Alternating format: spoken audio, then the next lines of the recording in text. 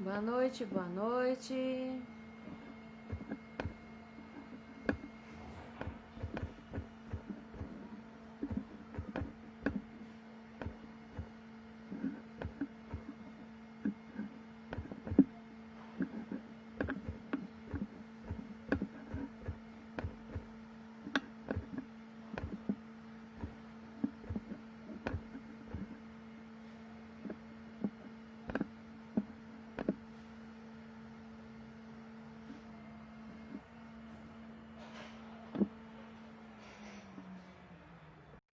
Boa noite, mais uma vez. Nós estamos aqui com a nossa querida Esther Sampaio para falar dessa temática maravilhosa. Eu estava aqui fixando o conteúdo, fixando a temática de efeito mutilação na adolescência.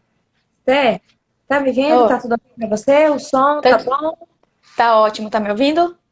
Estou te ouvindo sim. Sejam muito bem-vindas todos vocês, né, nesse projeto maravilhoso de saúde emocional, de cuidado da saúde emocional, onde todas as quartas-feiras temos aqui um convidado para estar compartilhando conosco deste conhecimento. Nessa noite nós vamos estar falando sobre os efeitos da automutilação na adolescência. A nossa convidada de hoje, eu sou Jamile Guimarães, psicóloga clínica, e hoje nós estamos trazendo a querida Esther Sampaio. Esther, se apresente para a gente, por favor. Oi, boa noite todo mundo. Eu sou Esther, eu sou psicóloga, com mestrado em saúde mental e doutorado em saúde mental também. Moro aqui no Canadá, na cidade de Vancouver, então aqui ainda é dia. E eu estou muito feliz, de participar dessa live hoje e parabéns pela iniciativa, primeiro de tudo, Jamile. Isso, que bom, Esté. Vamos falar hoje sobre automutilação, os efeitos, né, da automutilação na adolescência, que é algo muito recorrente, onde muitos pais, né, ou cuidadores não sabem lidar com essa construção ou desconstrução, com esse fazer ou desfazer de si, né, que é a questão da autolesão, da automutilação, né, de se colocar no corpo uma comunicação de uma dor, né, as escolas vêm aí com altos índices, né, antes da pandemia, de adolescentes que estavam se automutilando e professores não sabendo como lidar, por não ter uma qualificação, uma preparação, né, para poder estar acolhendo e orientando esses alunos. E agora, com a pandemia, com a quarentena, a escola deixou de ser esse lugar de escuta, esse lugar de cuidado, e agora estão todos isolados dentro de casa. E onde o lugar que muitas vezes essa automutilação ocorria, né, no quarto, com essa geração do quarto, né, de estar isolado dentro do quarto, de famílias disfuncionais, onde propagam, promovem, né, esse isolamento, estando no meio de uma comunidade que é a família, mas estando isolado no meio de uma família. Né? E aí esses adolescentes que têm se acometido deste feito. Então eu queria beber, vamos beber dessa fonte, né, dessa querida Esther Sampaio, que está aí fora do Brasil, no Canadá, né, se qualificando, e nós queremos beber dessa fonte, né? Estamos dispostos e disponíveis a estar sempre aprendendo, buscar o conhecimento, buscar o entendimento para promover qualidade de vida, compartilhar conhecimento. Então, Esther, sinta-se à vontade para estar discorrendo sobre esse conteúdo. Se vocês tiverem perguntas, deixem aí que eu vou estar selecionando algumas para estar fazendo para a nossa querida doutora Esther, né? E aí vocês vamos dialogando, vamos construir esse conteúdo juntos. Sinta-se à vontade. Sejam muito bem-vindas. Flavinha, já lhe vi aí, Flavinha. Sejam todas bem-vindas, viu? A coisa mais importante que a gente pode começar a falar sobre a automutilação é da dificuldade que é de se identificar a causa e conseguir, a partir dali, estabelecer um tratamento, uma intervenção que seja efetiva para aquela pessoa, não só adolescente, como pessoa, criança, adulto.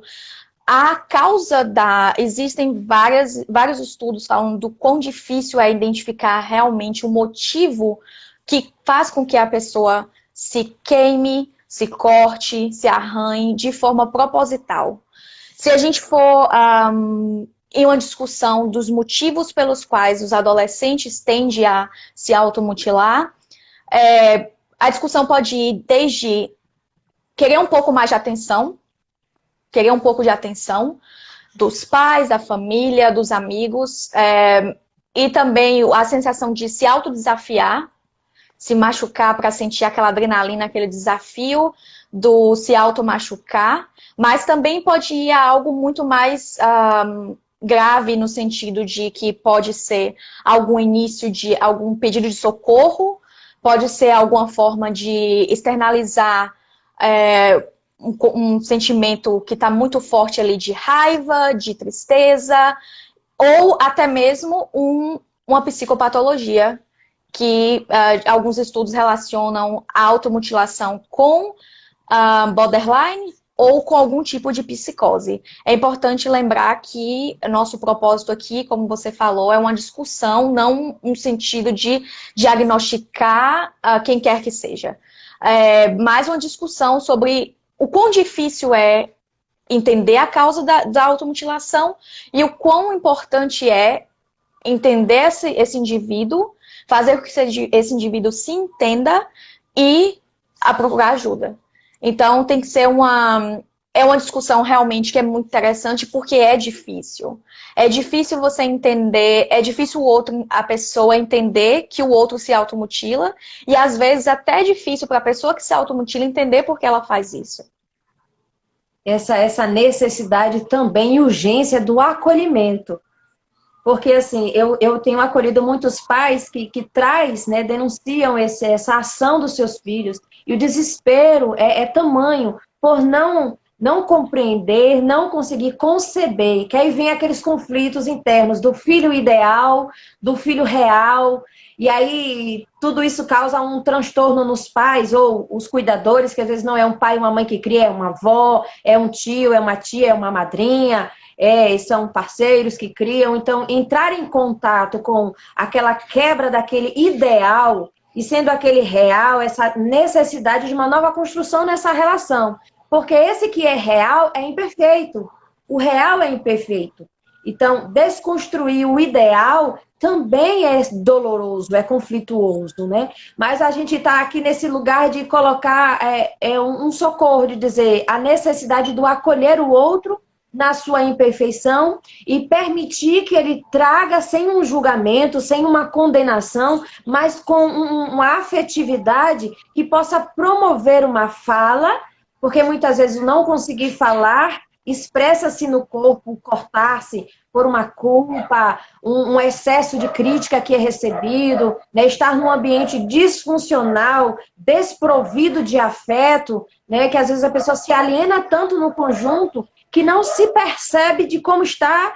se relacionando com o outro, né? Que aí vem a questão, para mim, da automutilação, é como se fosse um resultado de complexas interações. Aí vem a interação relacional, familiar, biológica, psíquica, psicológica, né? Cultural também, tudo isso permite uma construção desfavorável, né? Um processo de adoecimento, né? Mas é também um grito de socorro.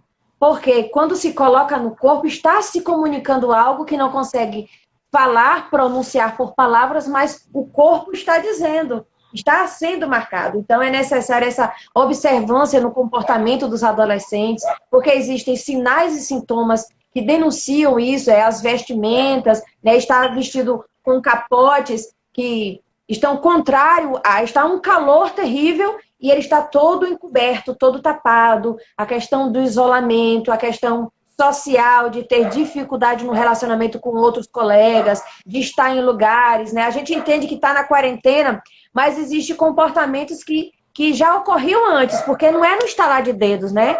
É um processo de adoecimento. Assim também é um processo de cura, é um processo de retomar a qualidade de vida. Então, a gente está nesse lugar aqui de dialogar sobre de que forma nós podemos ajudar os envolvidos, né, nesse processo de adoecimento. Tanto aquele que se mutila, que está dizendo algo, quanto aquele que é o criador, né? Tipo, ou o criador não, os pais, aqueles que acompanham, aqueles que fazem parte da criação. Pode ser os pais, ou pode ser outros parentes, outros familiares, ou cuidadores, né? Sim, com certeza. Uma das coisas que, se a gente for falar do início, o que seria o ideal desde o início, né? Seria esse pai ou cuidador conversar com seu filho sobre o respeitar do próprio corpo, aceitar e respeitar o próprio corpo, para que esse adolescente entenda que a automutilação vai de encontro com esse respeitar o seu corpo. Você se machucar, você causar cicatrizes em você mesmo, vai de encontro a o que é o respeito ao seu próprio corpo.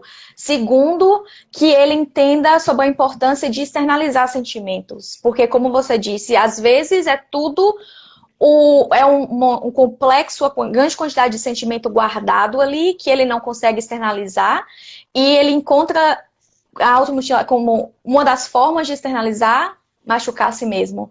Então, entender a importância de externalizar sentimento é importante. E para esse pai, para esse cuidador, entender que não é brincadeira, que não nem sempre, por mais que algumas vezes possa ser alguma forma de chamar atenção, nem sempre é uma forma de chamar atenção. Mesmo que a automutilação geralmente não seja, os cortes, as queimaduras, os machucados não sejam tão profundos, isso pode, a longo prazo, levar a, por exemplo, infecção, e isso pode levar com que a pessoa tente se desafiar ainda mais e se machuque de uma forma um pouco mais profunda e que pode levar a uma tendência suicida, porque é difícil entender a relação entre ideação suicida e a automutilação. Até que ponto realmente a pessoa quer finalizar aquele ciclo ou ela está só querendo externalizar aquele sentimento. Então, é aquela ideia de eu, como pai, como cuidador, ter aquele diálogo constante com o meu filho para explicar para ele a importância de colocar para fora o que ele sente e também estar aberto a procurar ajuda, porque essa parte pode ser desafiadora. Eu, como pai, como mãe, posso achar que procurar ajuda significa que eu falhei como cuidador. Mas, e como você falou, a ideia do filho ideal significa mostrar para as pessoas fora da minha casa que o meu filho não é aquele filho ideal, que o meu filho não é tão perfeito como eu falo para as pessoas. Meu filho tem um problema, tá com algum tipo de dificuldade e por isso ele está se automutilando. Entender que isso faz parte, é entender que as pessoas têm suas dificuldades, têm os seus limites, têm suas lutas e procurar ajuda a partir daí. Essa importância da questão da aceitação, né, o acolhimento, né, dar permissão ao outro ser imperfeito, ainda que seja um filho. É uma vivência real, né, porque a gente vive nessa questão do modismo, de perfeição, de perfeccionismo, e muitas vezes encobre, né, um processo de adoecimento e favorece um processo de adoecimento e de morte. Né? Porque a questão da automutilação de período prolongado, como você falou, pode desencadear em um suicídio que seja inconsciente. Porque por mais raso que seja, repetidamente, pode causar uma anemia, pode causar uma infecção, como você mesmo trouxe, pode causar, sim, um descontrole emocional e ter uma crise e cortar mais fundo. Né? Por mais que os estudos comprovam é muito tênue essa linha de divisão da questão da ideação suicida, né, com a automutilação. Né, porque os estudos indicam, né, que não existe uma intenção de suicídio, mas em uma intenção de matar uma dor que não se consegue expressar em palavras, se expressa em automutilação, em autolesão. É como se sentisse uma culpa e quisesse punir-se por não se enquadrar em um modelo. Né? E essa questão de modelos, né? de rigidez, né? Nessa pressão muito grande daquele que gerou aquele outro filho, de que você precisa ser aquilo que eu sonhei. Você precisa cumprir aquilo que eu desejei, sonhei, planejei. Então, quando isso não é suprido, existe também uma pressão muito grande sobre essa criança, sobre este adolescente. E veio um choque. Né? Eu não consigo suprir o ideal do meu pai e da minha mãe, porque são os primeiros heróis. Né? ou do meu pai, da minha mãe, ou daquele que ele tem um vínculo, pode ser uma avó, uma madrinha, um tio, um conhecido, que não seja um parente, mas existe aquele vínculo, né? Aquele olhar de necessidade de cumprir uma expectativa, né? Quando a gente coloca muita expectativa sobre o outro, coloca-se também uma pressão muito grande. E a gente precisa entender esse lugar do adolescente no ciclo da vida. Ele precisa deixar a infância e começar a migrar para a maturidade. Então, ele já está numa crise hormonal, numa crise mental e ainda vem uma pressão muito grande. Então, é necessário acolher esse público, acolher os afetos, construir um lugar de escuta e um lugar de fala sem condenação, sem expectativa, para que ele consiga expor, né, o que sente, o que pensa. Poxa, eu não queria ser esse profissional, não quero ir para esse curso, não estou legal nesse curso, entende? É o acolher. Eu tenho acolhido muitos adolescentes com essa fala: meu pai não me escuta. Eu não tenho como falar com meu pai, porque meu pai não tem conversa. Com a minha mãe ainda consigo dialogar, mas com meu pai não há diálogo, não há conversa. Então, essa falta de diálogo, né, gera também um muro, são muros erguidos nesse relacionamento, e isso separa, né? E isso coloca aquele outro indivíduo num quarto escuro de silêncio. Mas aí ele Sim, precisa colocar para fora, não é isso? com certeza. A adolescência é uma fase, pode ser considerada complicada, porque é considerada por especialistas como a emersão para a vida adulta. Então, é aquela fase que a gente está naquela transição. Eu não sou mais criança, eu não sou adulto ainda, mas eu tenho que ter mais responsabilidade do que eu tinha antes, e eu tenho que Uhum. começar a tomar mais decisões, eu tenho que começar a fazer mais escolhas, o meu ciclo social é diferente do que era antes, então é todo um conjunto de mudança muito grande para uma pessoa. É difícil, é uma transição difícil, é uma transição de que você tem que geralmente mudar de escola, fazer novos colegas e começar a pensar na vida adulta, que faculdade eu vou fazer, o que que eu vou fazer depois daqui. Então, e dentro de casa, aquele conflito de eu quero ser tratado, eu quero ser ouvido, eu quero falar, eu quero ter voz e eu quero sentir que a minha voz vale a pena aqui.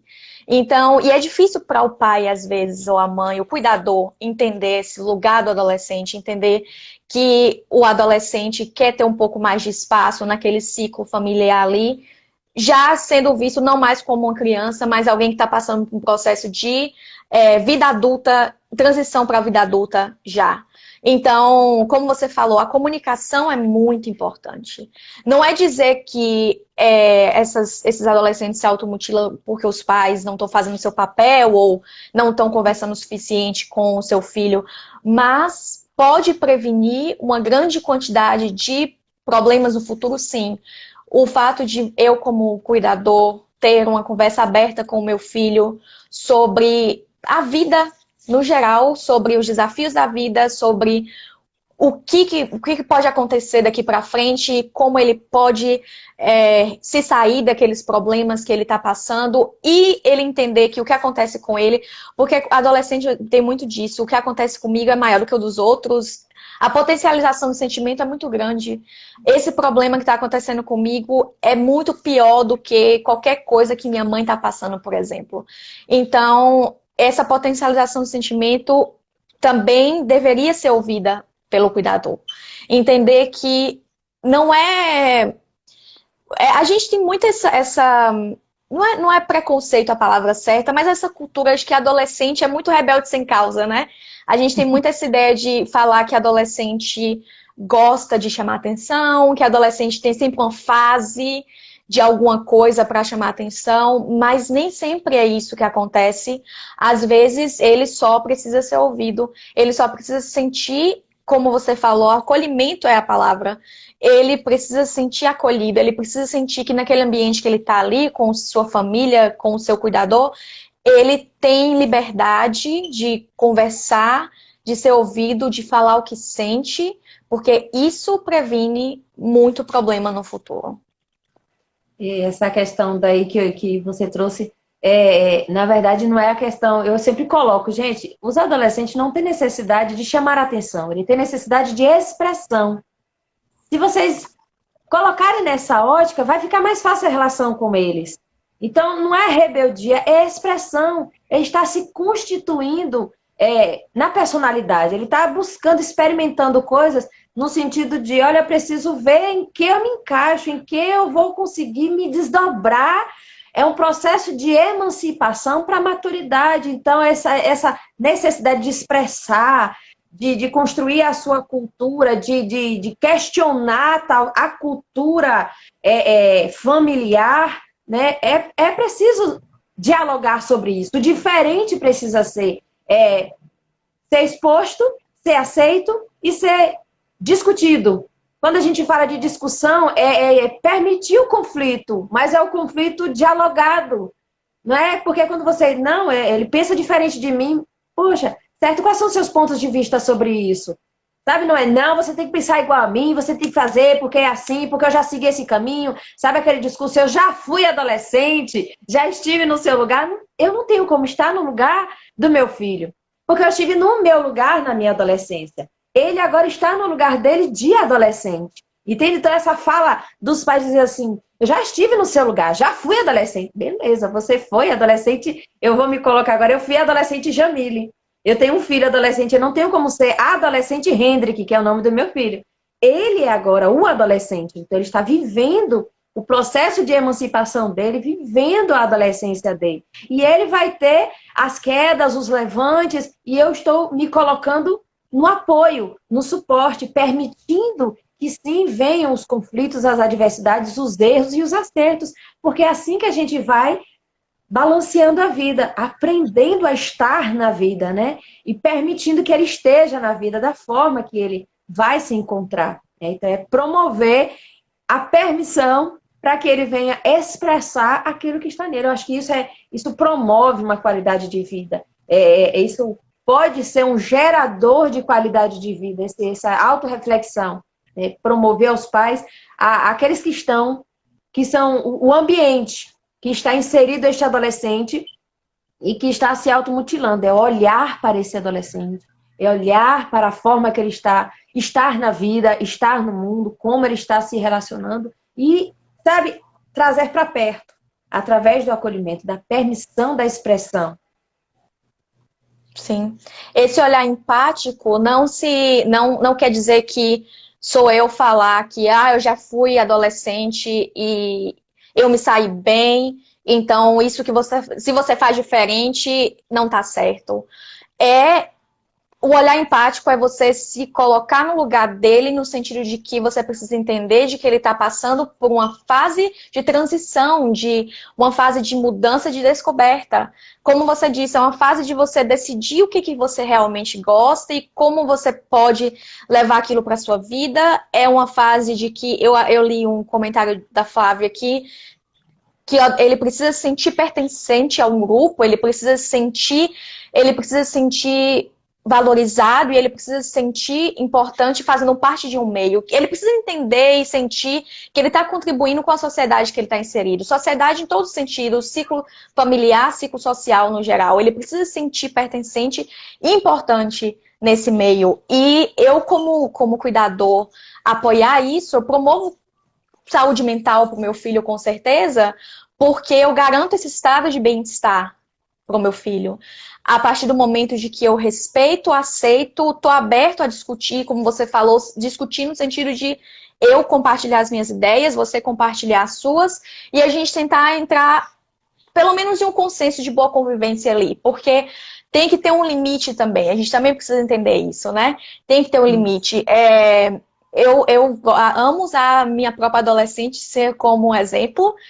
Jamile provavelmente vai lembrar disso, que a minha adolescência, o rock era tudo.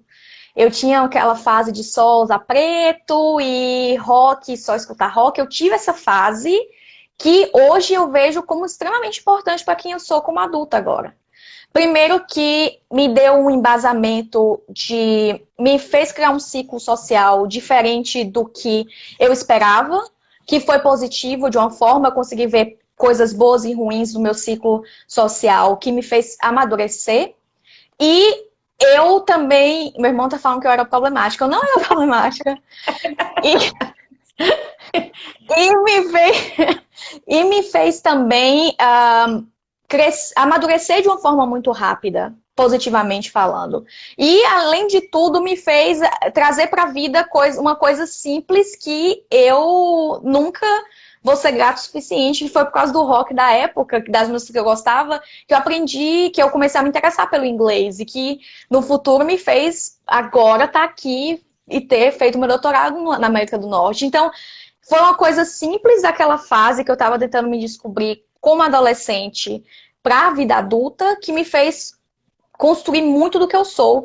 E eu fui abraçada de uma forma muito boa pela minha mãe, no sentido de que várias coisas ela não concordava, várias coisas ela não achava legal, mas ao mesmo tempo ela sempre teve essa abertura de conversar comigo do que e por que não era legal. Então, eu sempre tive esse senso de que eu tenho um limite. Eu tenho a liberdade de ser quem eu sou como adolescente, mas também tenho que ter um limite de entender que não sou só eu no mundo ao mesmo tempo, né? Não só são as minhas vontades como adolescente que giram o mundo. São as vontades da minha família e as ideias e as verdades, as verdades da minha família, as verdades dos meus amigos, daquele ciclo que eu estou envolvida, que eu tenho que levar em conta também. Então, isso também faz parte de ajudar no crescimento como pessoa, né? Então, eu acho que trazer um exemplo pessoal é importante, porque foi só para mostrar que essa comunicação que eu tive com a minha cuidadora, com a minha mãe, quando eu era adolescente, me fez entender e crescer e me fez entender como eu sou agora como adulta. Então, essa liberdade de conversar com o seu pai, com sua mãe, com o seu cuidador, você sentir que você tem essa liberdade, pode fazer com que você se sinta mais pertencente àquele meio. Que você não é só uma pessoa que é criada por alguém, que você é uma pessoa que tem voz, que você é uma pessoa que tem direitos ali, você tem oportunidades ali também. Essa questão é muito importante, Esther, que é o processo de alienação parental. É necessário esse diferente para quebrar ciclos. Porque, assim, às vezes eu escuto muito de pais dizer assim, meu filho me questiona de tudo. E eu falo, por que você se sente tão vulnerável? O que está sendo questionado em você não está estabilizado? Você tem certeza das suas crenças pessoais? Crenças não tem nada a ver com religião. Crenças são coisas, questões que nós acreditamos.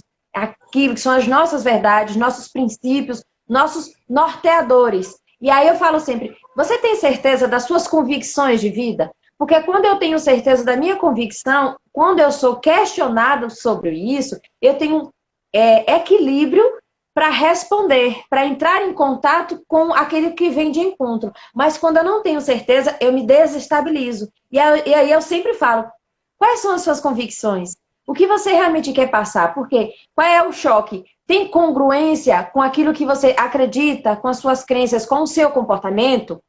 Tem, pronto. Então, a tendência de questionamento é menor.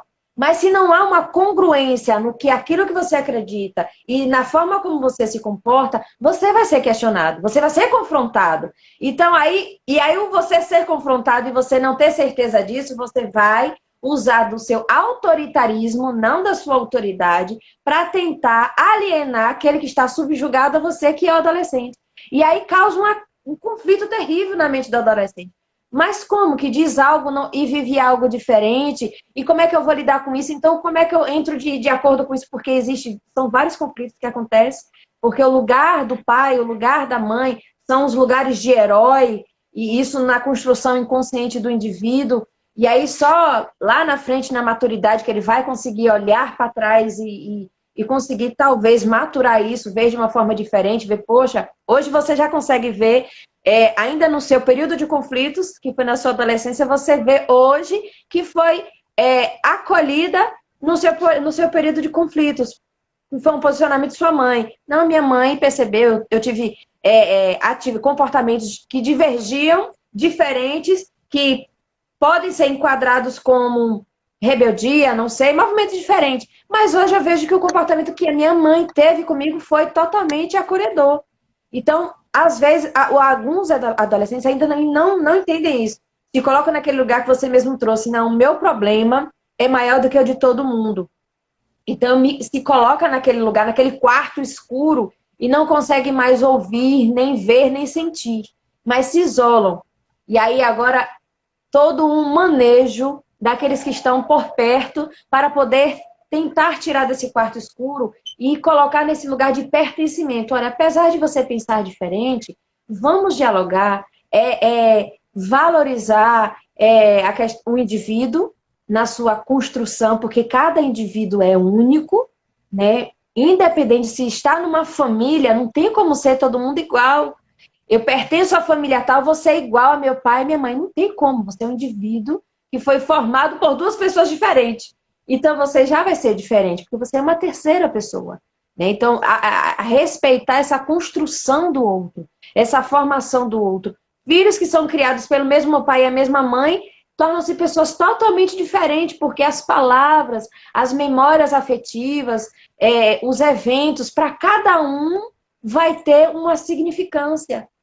Então, não querer enquadrar os irmãos, evitar a questão da comparação, a questão da desqualificação, para não promover um sentir-se desnecessário, um sentir-se, olha, eu não me enquadro, eu não consigo me colocar, não consigo estar, uma sensação de não pertencimento, né? Para promover esse enquadramento, né?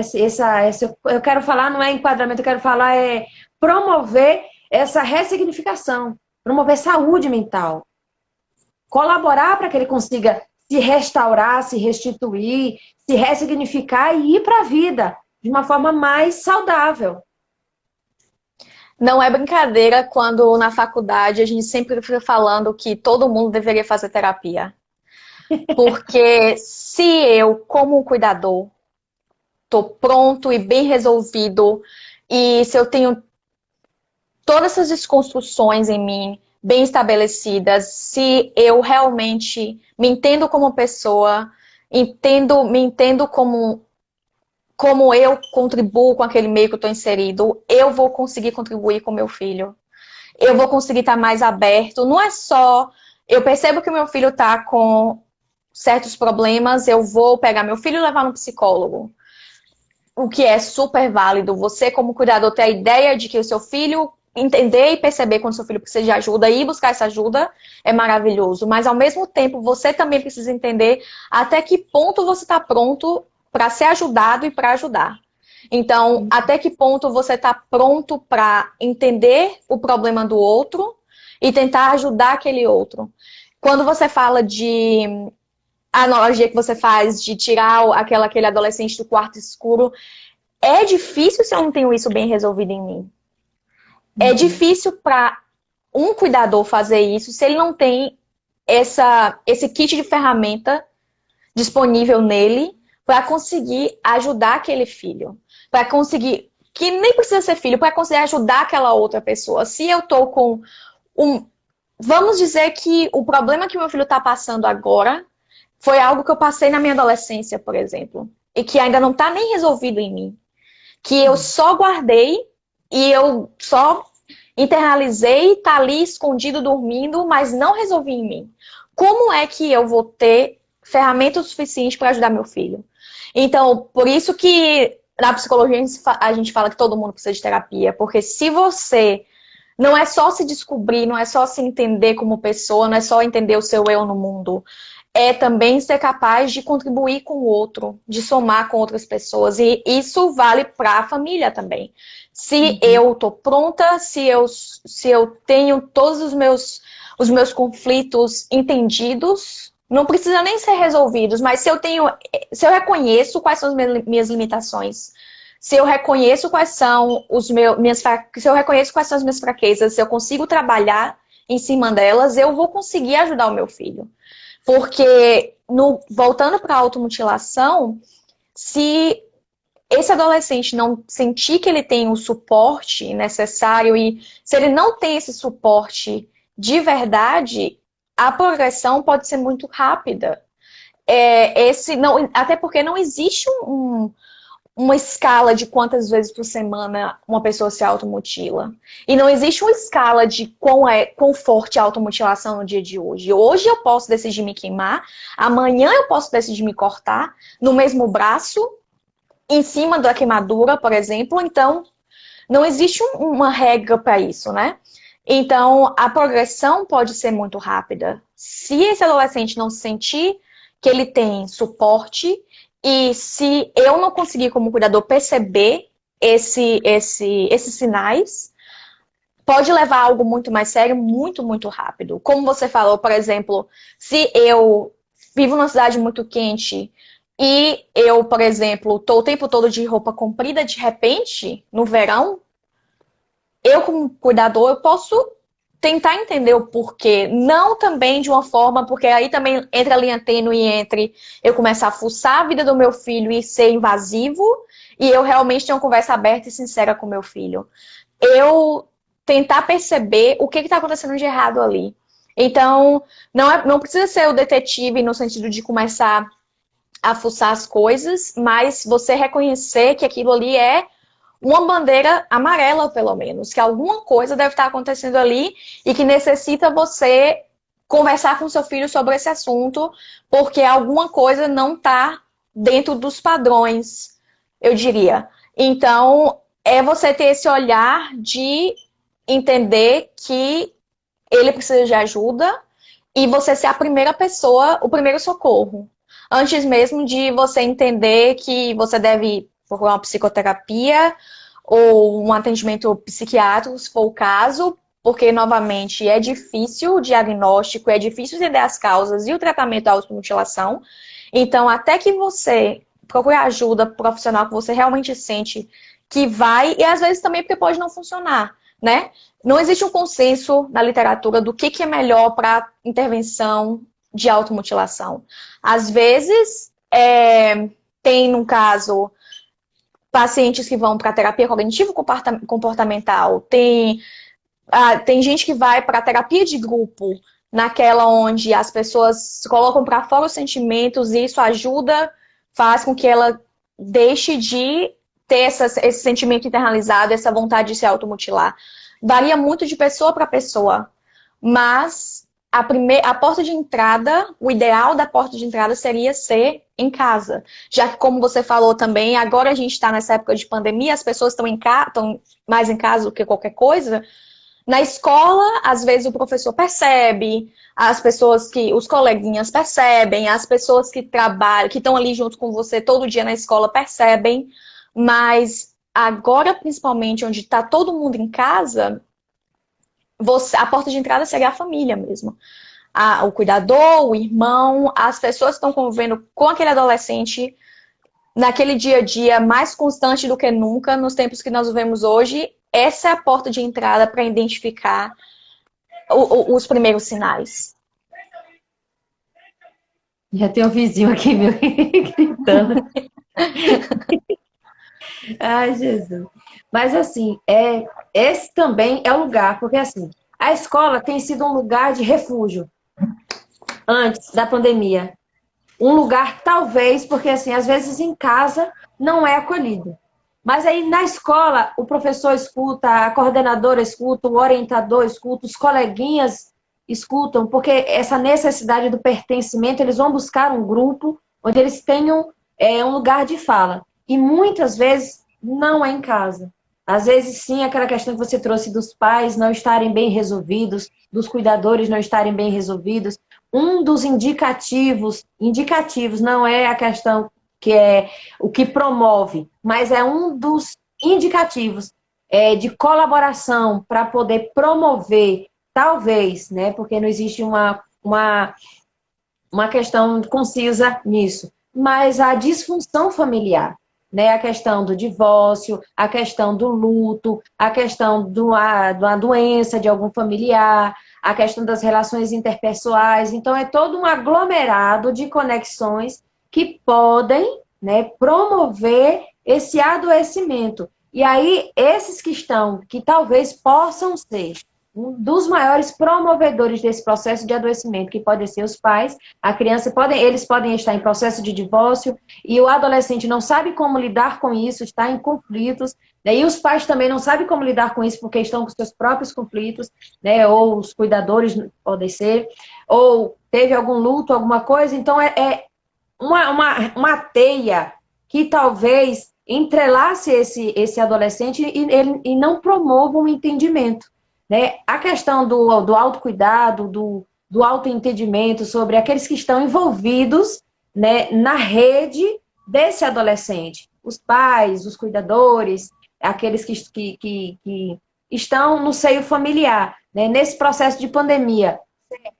Mas esse olhar, porque assim, as queixas são, em casa eu não sou escutada, eu só fico no meu quarto, isolado. Em casa ninguém me vê, eu sou isolado, eu sou invisível em casa.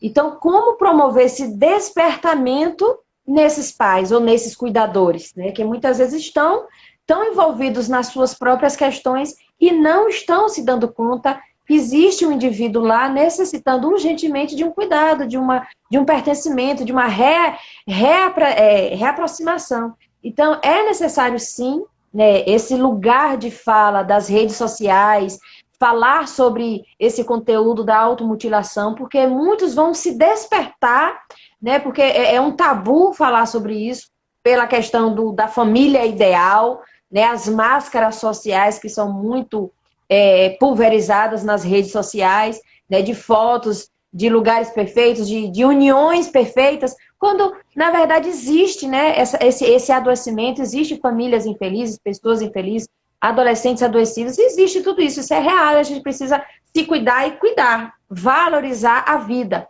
né? Então, promover esse cuidado, esse despertamento para valorização da vida. A gente está no mês de Setembro Amarelo, que precisa ser esticado de janeiro a janeiro, que eu acho que promoção de vida tem que ser de janeiro a janeiro, né? Mas que bom que tem essa campanha, que bom que tem essa promoção de falar sobre essa qualidade de vida, essa valorização da vida.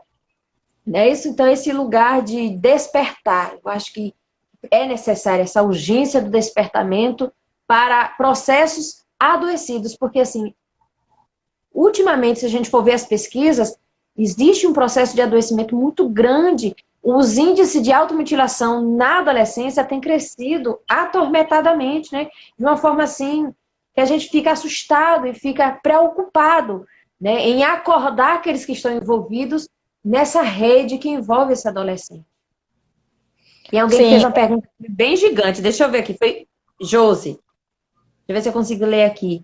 É importante para a família ficar alerta aos comportamentos. Bom seria se todos os pais fossem amigos dos seus filhos, ao ponto de ter intimidade, para que ele sinta-se confortável para falar o que se sente. Isso trouxe para a gente, né, esse lugar de vínculo, esse lugar de pertencimento. Ou também existe o bullying. Sim, o bullying no adolescente pode ser tratado como esquisito. Sim, o bullying tem promovido também esse processo de adoecimento.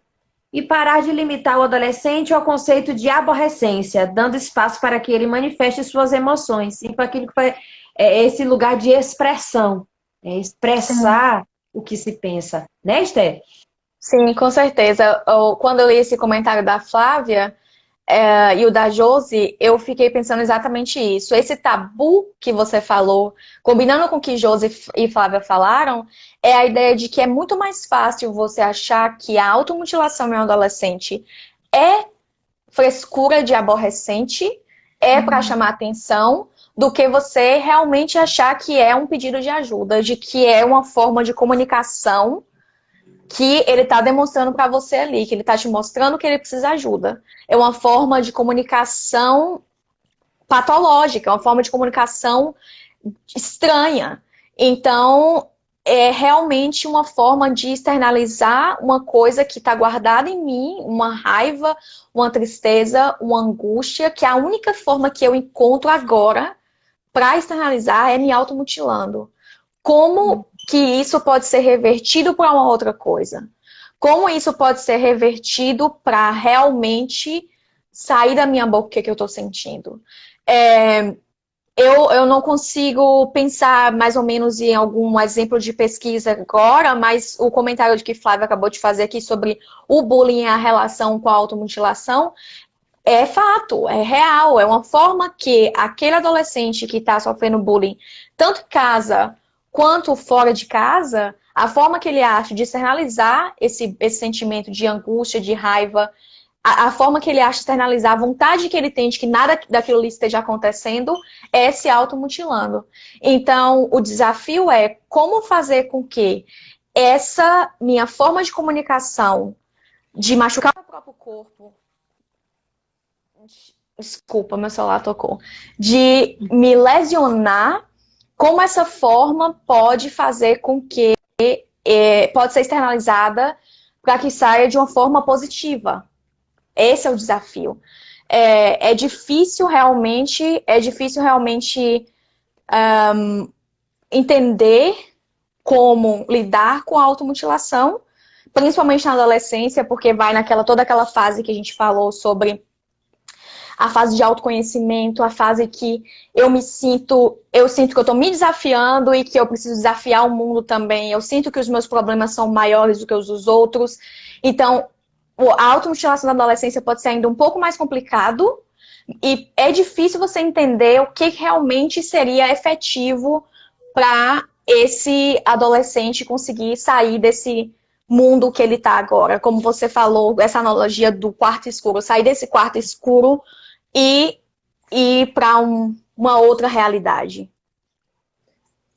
É verdade. Essa questão, essa dicotomia, né, do ser e do estar, do pertencimento, a questão do bullying, a questão das críticas sistemáticas, as comparações entre os filhos, comparações entre os outros adolescentes, o filho do outro, a grama do outro é mais verde do que a minha, né? Tudo isso são palavras adoecedoras, né? São palavras que são como farpas que ferem a autoestima, que ferem a questão do auto-amor, que machucam, que promovem um adoecimento, né? Essa permissão de entender, olha, os indivíduos são diferentes.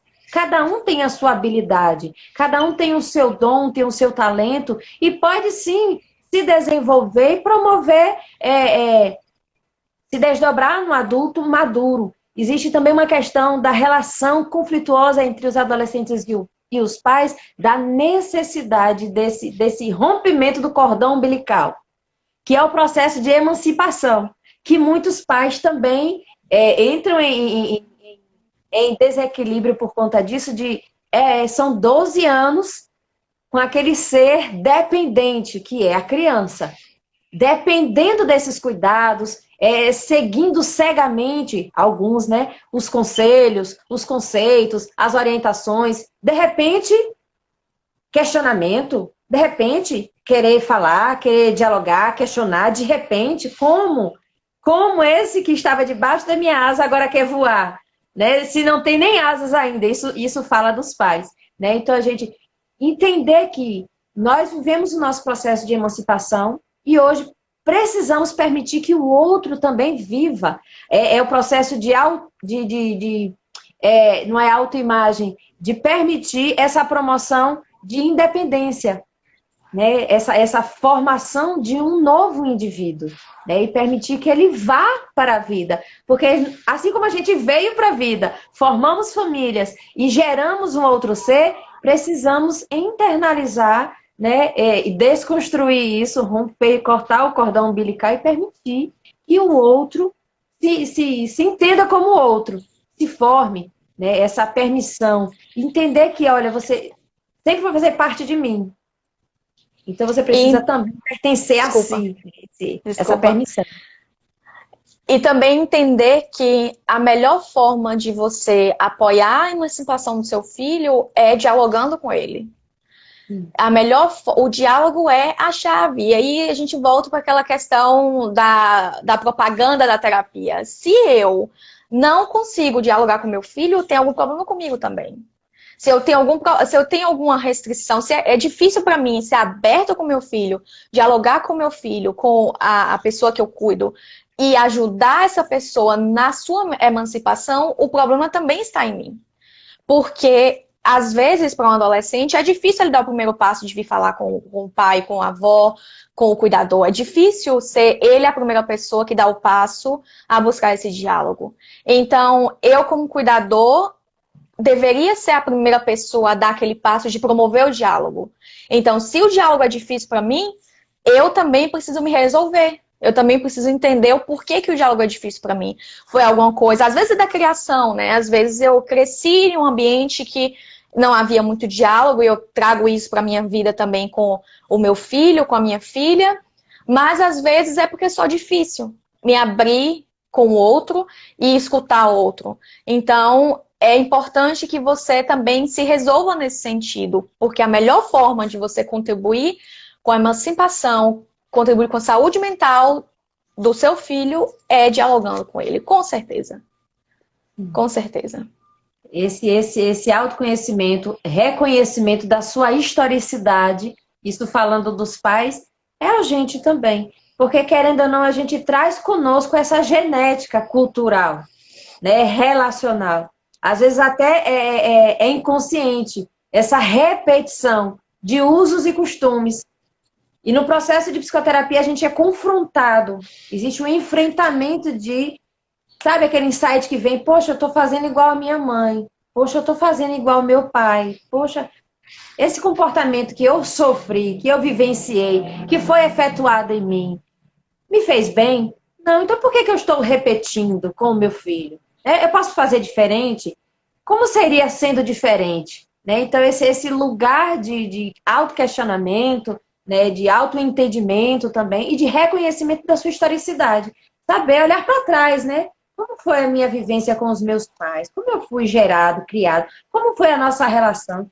Para poder também olhar para frente. Como é a minha relação hoje com os meus filhos, né? Então, existe também essa urgência desse despertamento dos cuidadores para quê? Para também, né, promover essa qualidade de vida, tanto em todos os envolvidos, né? Porque existe também um pensamento dessa, principalmente para a criança, né, que ela reflete muito a relação dos pais ou a relação em que ela está envolvida, né, dos cuidadores, que pode ser avó, avô, tio, uma tia, uma madrinha, um padrinho, seja quem for, mas acaba reproduzindo um comportamento.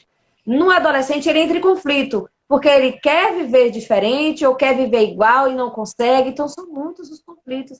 E acaba se punindo, se lesionando, porque não se enquadra, porque não se encaixa, porque não aceita, não concorda, não sabe como é que resolve, não tem esse suporte que você tanto falou, daquela parte que deveria dar o suporte. Então, eu acho que todos os envolvidos precisam buscar se cuidar, buscar se entender, se conhecer, né? Para promover o processo de qualidade de vida, de saúde mental. Sim, com certeza. É tanto que uma das técnicas, né, que são promovidas para quando a pessoa se automutila é trabalhar essa aceitação da realidade. Porque se eu uso essa falta de aceitação, se um dos motivos pelos quais eu me automutilo é essa falta de aceitação da realidade, a primeira coisa que eu preciso começar a praticar é entender essa realidade e aceitar a realidade do jeito que é. Mesmo que, infelizmente, possa não ser tão positiva, mesmo que signifique que a minha realidade é que eu sofro bullying, que a minha realidade é que eu não sou escutada pela minha família, que eu não sou escutada pela minha família, ainda que a sua realidade não seja a sua realidade ideal, entender essa realidade e aceitar e tentar enfrentar essa realidade é o primeiro passo para você conseguir ir de encontro a essa sua vontade de se automutilar. Então, quando você falou de realidade, eu logo pensei nessa técnica, porque é real essa relação entre não aceitar a realidade e como resposta à automutilação. Então, essa seria uma das primeiras técnicas que são recomendadas e são usadas. Você entender que a sua realidade pode não ser como você deseja, mas é o que está ali. E é aquela realidade que você precisa enfrentar.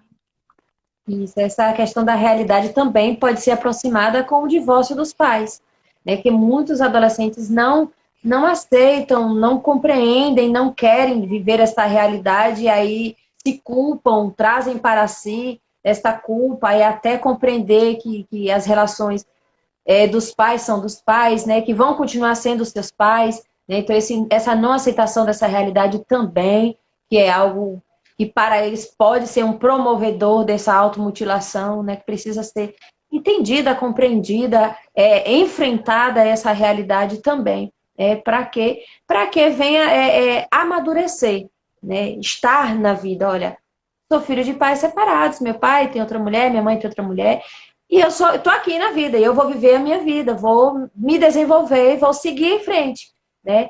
Então, essa questão da aceitação da realidade, né? A questão do bullying é muito forte, né? De desordenar, né? E buscar apoio, falar, tentar falar. É a professora, é a tia, é um tio, é uma prima, é um primo. Buscar apoios de escuta, lugar de escuta, né? Para quê? Para que consiga externalizar essa dor, que o falar promove uma cura. Quando eu consigo falar num lugar de não julgamento, eu repenso, eu me escuto, né? Eu reorganizo o meu pensamento quando eu posso falar, né? Eu sei que é um tabu falar sobre isso, mas é necessário ouvir e falar sobre isso, né? Nós estamos já faltando 4 minutinhos para encerrar. Que pena, né? Vamos Passou ter outras. rápido. Foi bem rápido, porque o assunto é tão bom e a gente vai falando e não vê o tempo passando. Mas foi muito bom. Se você quiser trazer alguma dica, muito obrigada a todos que estavam aí presentes, Flavinha, Josi, Lídia, Lisete, todo mundo que estava aí, Anderson, que está. Vamos marcar outras, Esté, para a gente continuar falando, conversando, Vamos. trocando ideias, trocando em miúdos, né, sobre saúde mental. Queria que você encerrasse um pouco, gente. Eu vou deixar no final o endereço de Esté para você estar chamando aqui. Seguindo no Instagram e buscando maiores informações, tá bom? Encerra aí com a gente, Esté. Vou deixar para você estar encerrando. Tá. Obrigada, Jamília. Obrigada a todo mundo que estava aqui ouvindo a gente. É uma discussão realmente muito interessante e muito difícil de conversar, de entender, mas por isso o diálogo é importante. É difícil até dizer o que eu falaria de dica, mas uma das coisas, voltando para essas técnicas simples que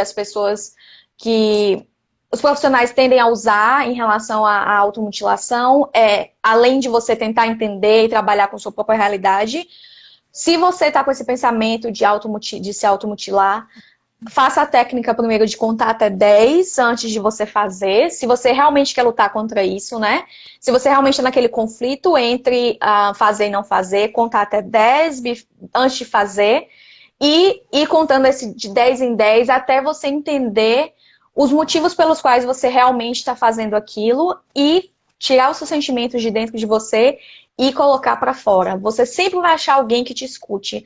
Pode não ser sua mãe, pode não ser seu melhor amigo, pode ser quem você menos espera, mas você sempre vai achar alguém que esteja disposto a te escutar e a te ajudar. Então, conversar é importante e como pai, como mãe, como cuidador, saber ouvir também é importante.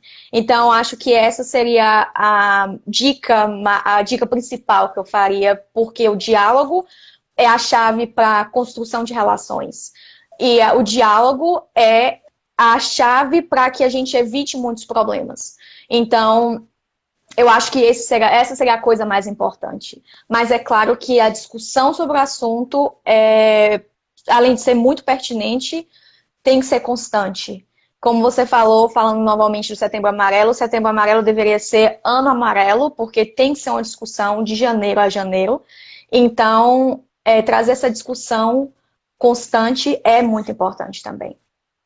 Isso, para as escolas, para os ambientes, para as redes sociais, para promover um lugar de escuta. No Brasil, nós temos o CVV, Centro de Valorização da Vida, que é o número 188, que funciona 24 horas. Você sempre vai ter um voluntário para te acolher, para te ouvir. Sigilo total. Então, se você tiver alguma necessidade, liga. É número gratuito também. Esté, foi um grande prazer. Vai estar encerrando, nós temos alguns segundos. Vamos marcar outra, viu, Esté? Vamos marcar, Beijo prazer. Um beijo. Tchau, a já. todos que estiveram conosco, viu? Vou deixar salvo, tá? Obrigada. esteve e está acompanhando. Beijo. Tchau.